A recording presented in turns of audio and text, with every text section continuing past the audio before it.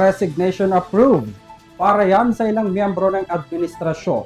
Sa isang pahayag na inilabas ni Executive Secretary Lucas Bersamin, isa sa mga tinanggap nitong magbitiw si Solicitor General Menardo Guevara. Si Bacrin sa pwesto si Commission on Higher Education Chair Prospero de Vera III. Kung sino-sino ang pumalit sa kanila, alamin sa aking report. Press conference sa Malacanang nitong Huwebes, ika-29 ng Mayo, kinumpirma at pinangalanan ni Executive Secretary Lucas Bersamin ang 2 pang miyembro ng gabinete na tuloy ng pinalitan ng Pangulo.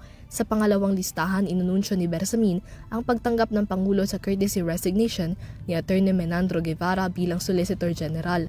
Hahalili sa kanya sa pwesto si Attorney Darlene Berberabe, ang kasalukuyan Dean ng College of Law ng Universidad ng Pilipinas. Dean Berberabe will enter the service as the new Solicitor General.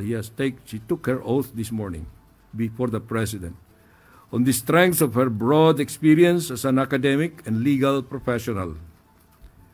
Her strong philosophy background will help her use the wisdom and the ethical leadership she has gained from deep reflection and rigorous study to competently perform her tasks as the Solicitor General.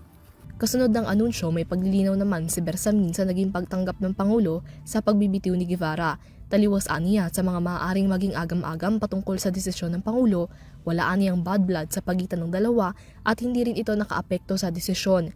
Matatandaan na umatras at tumanggi si Guevara na irepresenta ang pamahalaan sa petisyon sa Korte Suprema na kaugnay ng naging pag-aresto ng ICC kay dating Pangulong Rodrigo Duterte na taliwas sa tungkulin ng OSG na maging principal law officer at legal defender ng gobyerno. The public perception that gave rise to this clamor must have been about his taking the opposite side of the issue.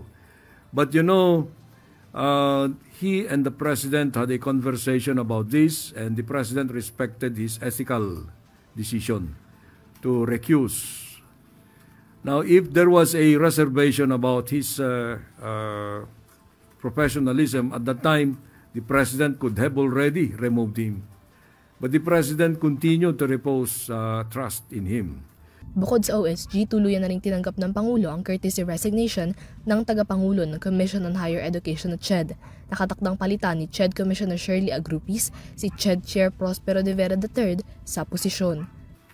This is not a purge, let me remind you of that. This effort is the President's commitment to a government that works fast, delivers results, and meets the expectations of the Filipino people. As the President has said, he will not hesitate to make the necessary changes to keep the government moving forward.